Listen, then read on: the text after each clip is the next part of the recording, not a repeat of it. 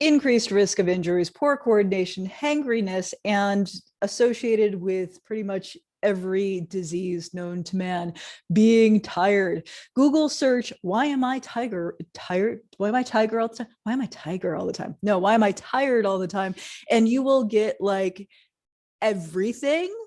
Why? Because when your body needs to repair, when it needs to like fix a thing that's wrong, it sleeps. It wants to sleep. If you are sleepy, there is something wrong. Now, you should check with your doctor, of course.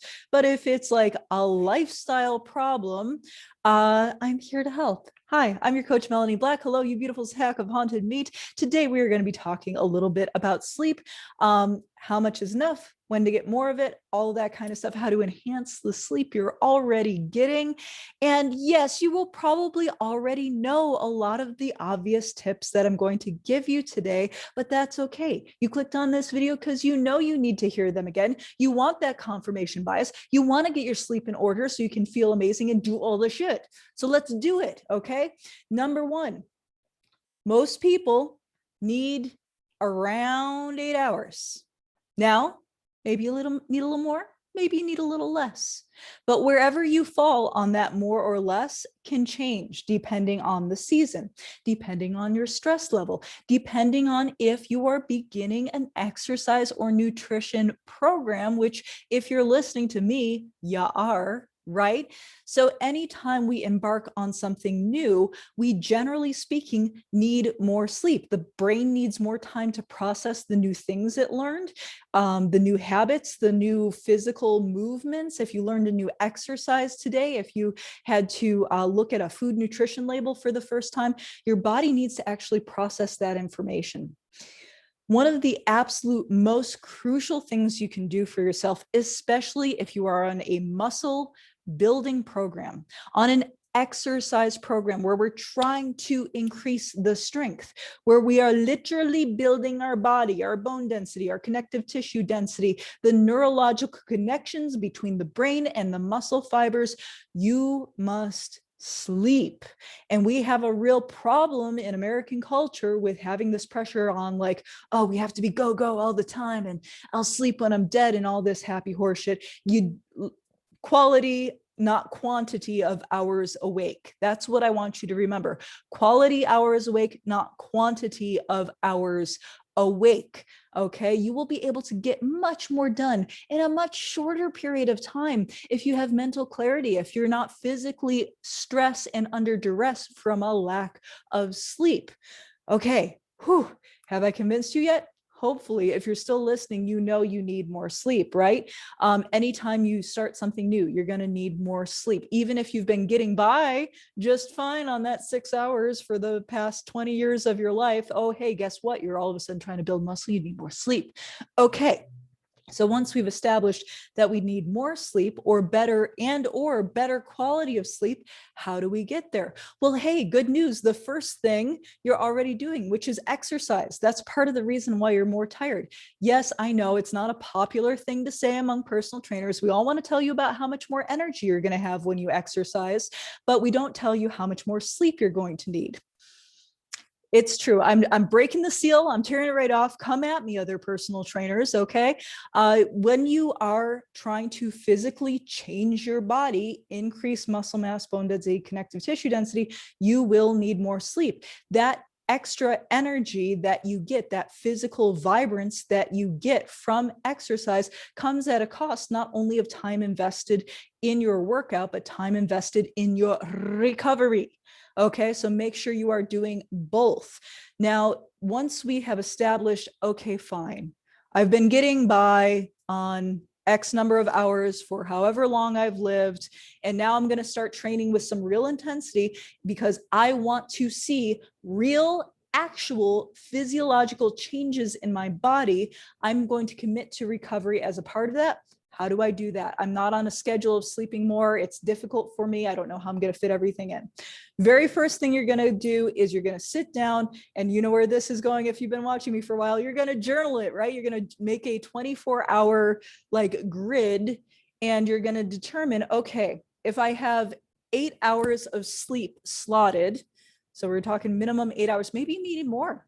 All right. When I was training for bodybuilding, I was sleeping 10 hours a day, but I was also really intense with my workouts and I was dieting too. So chances are you're not going that intense. But in general, you want to slot at least 8 hours for yourself.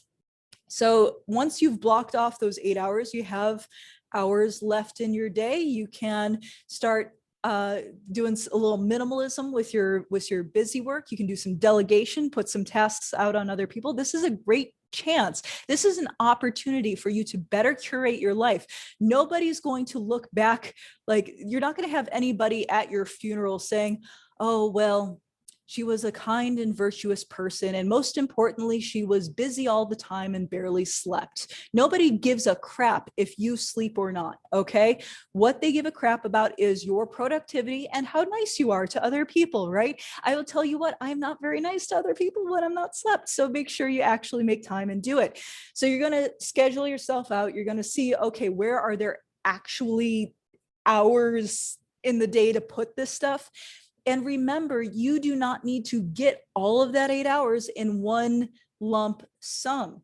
And this, for people who are very young or very old, they will tend to go back to the natural circadian rhythm that humans kind of evolved for, by all accounts, that are pre-electric lights, pre-industrial worker or whatever.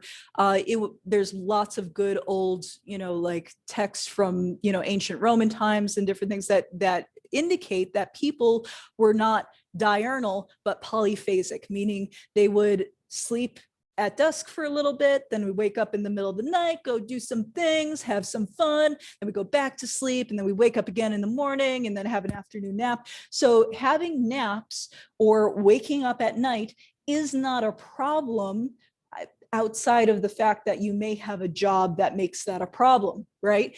But as far as like doing it goes, outside of social constructs and other pressures that you may face, there is no problem with scheduling in naps or polyphasic sleep, as long as it totals up to your 8 hours. And ideally, you want to put yourself on the same schedule each day, even on the weekends, to be on a rhythm so that your body will naturally start to wind down and wake up without a whole lot of struggle and strife. I am not a morning person. Like, waking up is really hard for me. So, I schedule all of my brainless work when I first wake up. I go for my walk, like, I don't need to think to walk, right? I just do it. So keep in mind, like, if you're naturally, like, if you got all the brain energy first thing in the morning, that's when you want to schedule your brain tasks. If you've got it in the evening, that's when you want to schedule that. So make sure that you're kind of keeping that in mind as you are curating as much as you can. And I know you've got kids and you've got work and you've got all these other external pressures on you, but really take a critical look at what you can get rid of, delegate, sell your children, quit your job, sleep more, is what I'm saying. So you're going to figure all of that out on paper first. Once you have that figured out, cool, I know when I'm going to sleep. Now what? I can't sleep. Okay, so number one, light. Light has a physical impact on your body that affects when we're going to sleep and when we're waking up. The blue light that we generally get in the morning time or early in the day, that is going to create a little bit of a cortisol, a little bit of stress, but it's supposed to. This is the good kind of stress because it's supposed to taper off, right? So if it helps us wake up, right? Oh, light, we're waking up. I have a friend who has chickens, and she says it doesn't matter what time of day or night she turns on the lights. You turn on the lights, those chickens automatically wake up like little chicken robots, like they're just ready to go. And we're not much different. We want to make sure that when we're wanting to wind down, that it is as dark as possible. And that includes all of the little teeny tiny lights on your devices. Like, I've got my computer in my bedroom. I got to make sure that the monitor's turned off so that the little tiny blue flashy light, because it makes an absolute difference in the quality of your sleep, if not the quantity of your sleep. And there's lots of good science behind that. I'm not going to bother going into detail about that. Just know that you must really focus on the dark. Get your blackout shades for your windows, get a little sleep mask going. Fabulous, right? Find different ways to block out as much light as possible when you are supposed to be sleeping. Same thing with noise or things that may potentially interrupt you.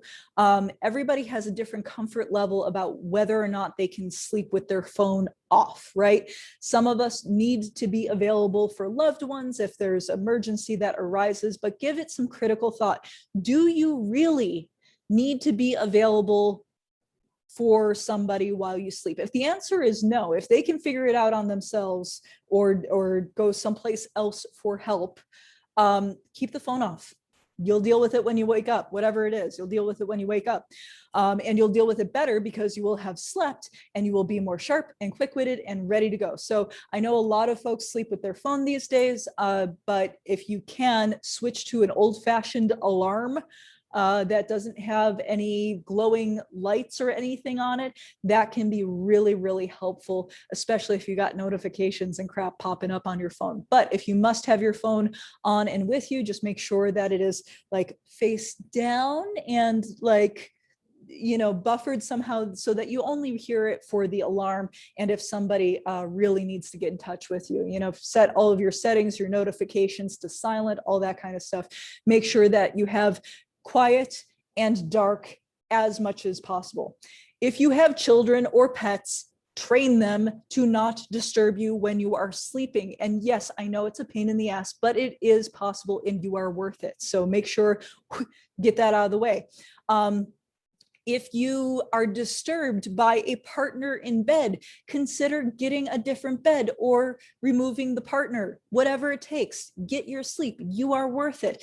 Prioritize yourself. This might seem really selfish and rude at first. My poor husband was absolutely distraught when I told them that I didn't want to sleep with them in the same bed anymore. Doesn't mean that I don't want to cuddle. Just don't want to sleep with them because they toss and they turn and they snore. And I'm like, yes, no, I'm not dealing with this anymore. I need to sleep. So separate beds, relationship improved. It's fine. They'll get over it, is what I'm saying. So you want to make sure that you are as the least disturbed possible, right? If you have access to a coffin, go vampire style. Just like, don't leave me alone. Something.